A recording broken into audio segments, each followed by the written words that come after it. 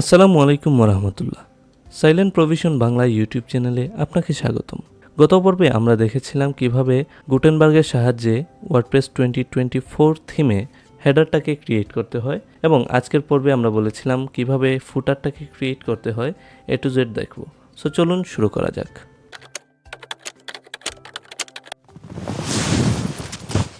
So এই জন্য প্রথমেই চলে যেতে হবে আমাদের ড্যাশবোর্ডে।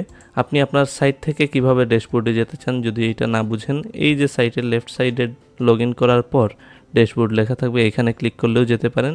আমার যেহেতু একটা ট্যাবে ওপেন করাই আছে, সো আমি ওইখানে চলে যাচ্ছি। দেন অ্যাপিয়ারেন্সের আন্ডারে থিমসের নিচে যে এডিটর আছে, এটাকে আপনি নতুন একটা ট্যাবে ওপেন করবেন। করার পর দেখবেন এখানে এডিটর চলে আসছে। দেন আমরা ডিজাইন করব যেহেতু ফুটারটাকে, এখানে বটমে চলে যাবেন। দেন দেখবেন এখানে সিলেক্ট করার অপশন আছে, এখানে সিলেক্ট করবেন। যে দেখেন এই যে সিলেক্ট করার পর ফুল এই যে দেখেন লেখাই আসছে ফুটার, এই ফুটারটাকে এডিটে ক্লিক করবেন। যেহেতু আমরা এই ফুটারটাকেই এডিট করতে চাচ্ছি, ফুটারে ক্লিক করব। দেন এইটা এডিট হয়ে যাবে। এখানে আপনি সাইজটাকে একটু বড় করে দিতে পারেন, আপনাদের লোগোর সাইজটা ইচ্ছা মতো। দেন আপনার সাইটের টাইটেলটা রাখলেন। দেন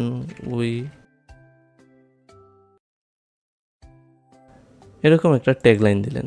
দেন আপনি এইখানে এসে এইটাকে একটু এডিট করে দিবেন, এটাকে আনলিঙ্ক করবেন।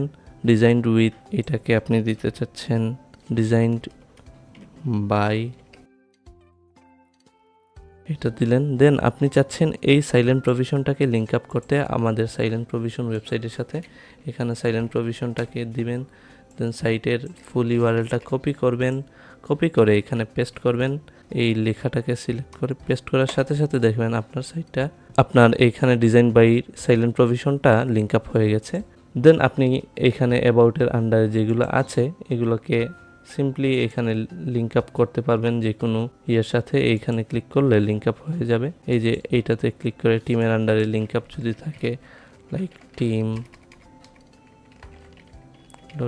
যে কোনো ওয়েবসাইট, যে কোনো লিঙ্কের সাথে আপনি এইটাকে লিঙ্ক আপ করিয়ে দিতে পারবেন। আমরা চাচ্ছি এই অ্যাবাউটটাকে অ্যাবাউট না রেখে FAQs পেজটা রাখতে। লাইক FAQs লিখলাম। লেখার পর আপনি চাচ্ছেন এই FAQsটাকে আপনার ওই FAQs যে পেজটা আছে এই পেজের সাথে লিঙ্ক আপ করাবেন। লাইক এই যে FAQs আছে এটাকে ভিউতে ক্লিক করবেন। ভিউতে ক্লিক করার পর এই যে লিঙ্কটা আছে এইটাকে সম্পূর্ণ কপি করবেন। দেন আপনি চলে যাবেন এখানে, এসে এইটাতে সম্পূর্ণ সিলেক্ট করে দেন আপনি এই যে লিঙ্ক আপে ক্লিক করার পর আপনার যে কপিকৃত লিঙ্কটা ছিল এটাকে পেস্ট করবেন। করার পর এন্টারে ক্লিক করবেন। তারপর আপনি চাচ্ছেন প্রাইভেসিটাকে আপনার প্রাইভেসি অ্যান্ড পলিসি রাখতে। লাইক এখানে প্রাইভেসি অ্যান্ড পলিসি লিখলেন। এটাকে চাচ্ছেন আপনি লিঙ্ক আপ করিয়ে দিতে। সম্পূর্ণটাকে সিলেক্ট করে এখানে লিঙ্কে যাবেন।